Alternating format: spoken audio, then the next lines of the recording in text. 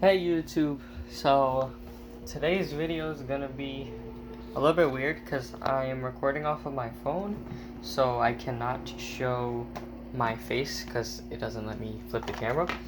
But we're gonna be doing a yellow anaconda care guide because I see that there's not a lot of information on them out there, and I actually recently got one. And so I can do a bit of a care guide or what I do. I am not an expert by no means. Not saying that at all, but I do know some basics, and this is what I'm doing to keep him good. So as far as his heating, his hotspot, well, not his hotspot because I don't have this on his hotspot. It should be, but he moves everything around and shifts everything. But his enclosure's around 82 degrees. His hotspot when his heat mat's on is about 90 to 95 degrees at all times. Now, this is his humidity gauge, not 100% how accurate this is, but it's about 92% humidity. You really want to go for anywhere from like 60 to 70%. Now, it can be a bit hard with anacondas because they do like to spill their water and they just do a lot. He does have a hide in here. And for substrate, I'm honestly using this Reptibark stuff because it's not cypress mulch or anything like cypress mulch, but there's no sharp edges or anything on it. There's sharp edges, don't get me wrong, but they're not sharp enough like cypress mulch where they can actually hurt your snake. I just have a rock in here. This is mainly for aesthetic and just because I like it. But other than that, he'll climb on it and things like that. Male yellow anacondas are usually better at climbing than females too. They have their differences, males and females, not especially because they get bigger. But as far as water bowls, we're gonna talk about water bowls, and this is a bit of a controversial topic. But in my opinion, water bowls, if you have a really, really big water bowl where they can soak, they will crap and pee a lot in their water bowls. So, in my opinion, it's better just to have something like this is a big water bowl, but it's shallow enough where, it's easy to clean, just take it out, and he'll get a soak every couple of days. He just ate yesterday, so don't plan on taking him out. And besides the fact that yellow anacondas at his age are kind of not the friendliest. So, I'll soak them for a couple hours every couple of days and whatnot, but as far as his water bowl, that's good. If you want to keep a really big water bowl, I suggest you find a way to heat up the water so that it stays warm, but you don't want it to all turn into humidity. You don't want it all to evaporate and you're constantly doing that because, anacondas do get big. This we're looking at about, for male yellow anacondas, you're looking at between 9 to 11 feet for a male. So you really want to, well, that's what people say. 9 to 11 feet is, I don't really, everything I've seen, it's not really common for males. So maybe like a 7-foot snake sometimes.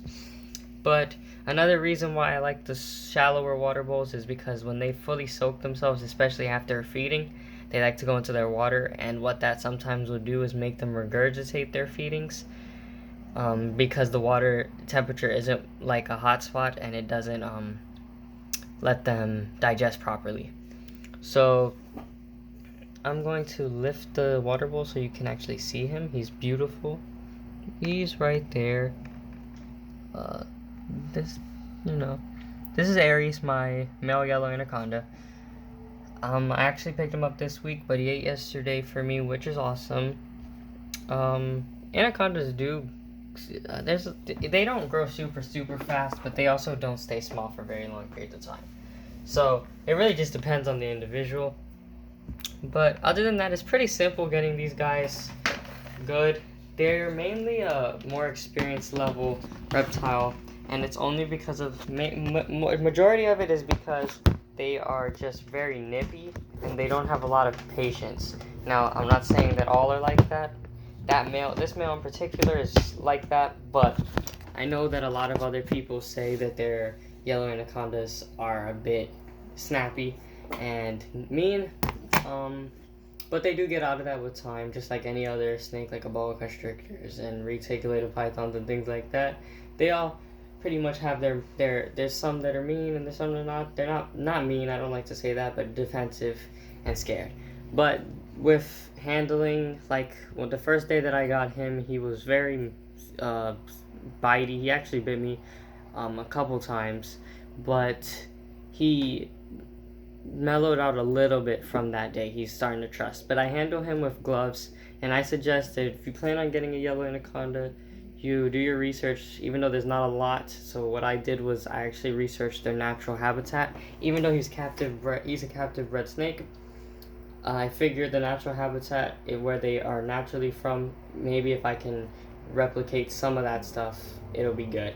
So, there's a lot of trial and error. These are hardy snakes, but like any other tough snake, that things can go wrong if you don't have proper humidity and heat. So you really just want to make sure that you're doing all that stuff good, but it's relatively simple. It's just like owning a boa constrictor, except way more nippy, and a lot more time goes into taking care of them. But they are tameable just like any other snake. So if you want a yellow anaconda, I suggest you get one. Just expect that it's going to be a lot of work, but I think it's get a few snakes first to understand what you're doing. Learn about all different species. I have tons of snake. I have about 13 snakes and all different species. So just have your experience, and if you feel like you're ready to buy one, I would suggest you buy one, because they are awesome species of snake. They're very beautiful. They just work, which is why a lot of people suggest you don't buy one. But from my experience, it's well worth it. But yeah, so this was just a short video. I will probably be doing a video of my entire collection of snakes. Probably not all. I have a few that are kind of mean, or defensive. Like, I have a big female retake that's a bit not the friendliest, but we'll see if we can get her on video. But other than that, I have all my other snakes that you will get to see on videos and things like that. I have a lot of shorts up on YouTube where you guys can see some feeding videos, some of my other snakes, and things like that. So I do upload daily. So this is my first long video on this channel. So just I do daily uploads. If you guys like this, comment, like, subscribe, and let me know what you guys want to see. I have reticulated pythons, Burmese pythons, ball pythons, and boas. So just let me know what you guys want to see, and we'll see if we can make it happen. As far as care guys, whether it's feedings, whatever, just let me know what you guys want to see in the comments. And subscribe, and just stay tuned for my daily uploads and things like that. Alright, bye guys.